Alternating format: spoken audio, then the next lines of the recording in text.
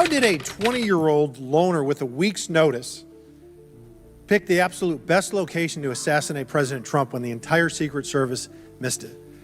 Director Cheatle, in your leadership, your agency got outsmarted and outmaneuvered by a 20-year-old. How can we have any confidence that you could stop trained professionals from a nefarious nation state? Those are absolutely questions that we need to have. I know they're questions, but the fact of the matter is we can't have that confidence. Director, do you have the ability personally, and do you have the authority to beef up security of any of your protectees? Yes, I do. Okay.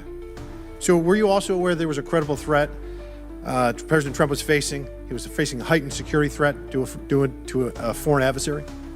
Yes. Okay. So given that there was an increased threat to President Trump's life, was he provided a full security complement akin to what a sitting U.S. president would receive? He was provided a full complement of security based on the threat assessment that we had. That's not my question. And the venue. My question is, if he'd been the sitting president, would he have had the same security he had on July 13th, or would have been beefed up? There is a difference between the sitting president. So your answer is he didn't. And continuity of government and the responsibility that we have. So he did not. Okay, there wasn't a CAT team, a full CAT team on site. There wasn't counter-surveillance teams on site. But this is the thing. You just said you had the ability to beef up the security. You knew about the threat, and you didn't. And that's as telling as it is chilling. We have satellite images from the Butler Fairgrounds. Have you visited the site? No, I have not. 9 days and you have not visited the site. You should have been there that night. Did you talk to, that evening, did you talk to the team, the heroes that surrounded the president? Did you call them that night?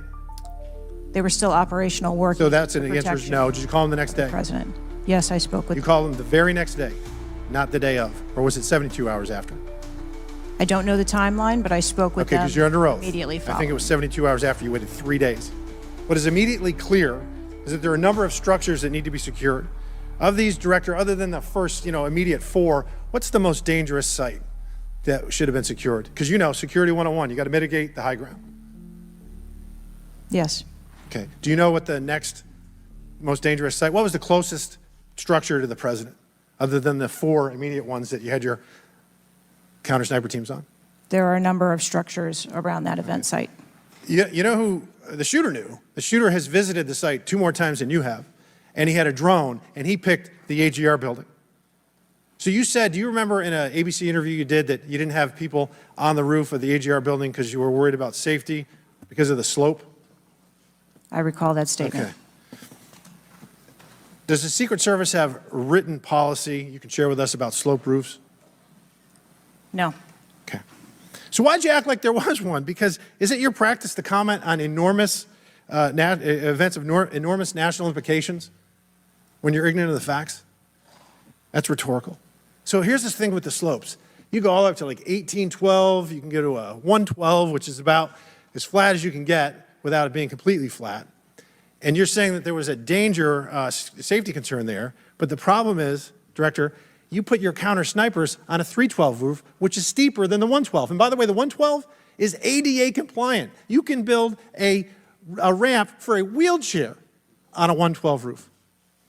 So these are nothing but pathetic excuses, and they make no sense, and they're a bunch of cow dung. All the law enforcement I've spoken with over the last 9 days are amazed that the AGR rooftop was not secure. And you want to know why? Because it's dangerous. I have never had any long gun training in my life. I own an AR-15, and last time I shot it one time my whole life. It was 6 years ago. That is until Saturday, where we recreated the events in Savoy, Texas, where we recreated what happened in Butler. I was lying prone on a sloped roof at 130 yards at 6:30 at night. And I knew that he had a scope. I didn't know what kind, red dot or magnified. So I shot 8 rounds from both. You know what the result was? 15 out of 16 kill shots. And the one I missed would have hit the president's ear. That's a 94% success rate. And that shooter was a better shot than me. It is a miracle President Trump wasn't killed. Corey Comparator's life is over because that damn shooter made it on the roof. And it wasn't the roof that was dangerous. It was the nut job on top of the roof. You know what else is dangerous? I believe your horrifying ineptitude and your lack of skilled leadership is a disgrace. Your obfuscating today is shameful. And you should be fired immediately and go back to Garden Doritos. Mr. Chairman, I yield back. So, Director Cheatle, I have a series of questions, very specific questions. I want very specific answers. Most of my questions are going to demand a yes or no answer. Do you understand? I do. Okay, my first question. Both sides of the aisle today have asked for your resignation. Would you like to use my 5 minutes to draft your resignation letter, yes or no? No, thank you.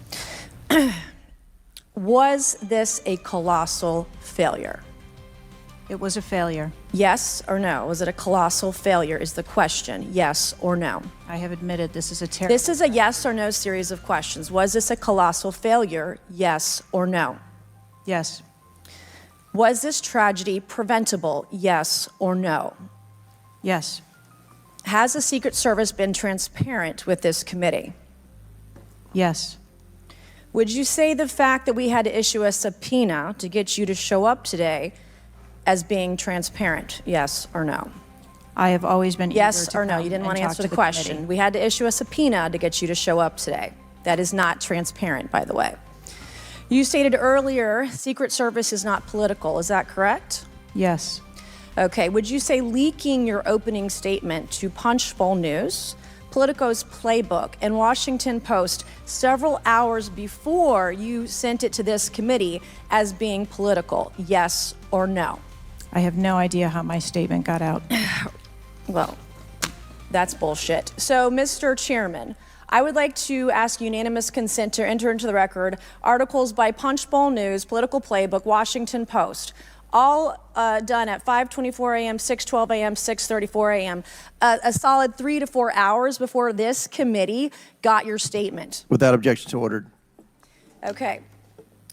Is the Secret Service fully cooperating with our committee? Yes. Okay, you say you're fully cooperating with this committee. On July 15th, this committee sent you a list of demands of information that we wanted. Has the Secret Service provided this committee a complete list of all law enforcement personnel that were there that day? Have you done that? Have you provided a list to the Oversight Committee? Yes or no? I will have to get back to you on that. That is a no. Have you provided all audio and video recordings in your possession to this committee, as we asked on July 15th, yes or no? I would have to get back to you. That is a no. You're full of shit today. You're just being completely dishonest. Mr. Chairman, Completely dishonest. Mr. Chairman, I want to. I'm Come gonna on. We have to continue. maintain decorum in this committee, Any, no matter how have you provided upset we any get. and all memos to this committee that we've asked you on July 15th? Have you provided all memorandums within the Secret Service?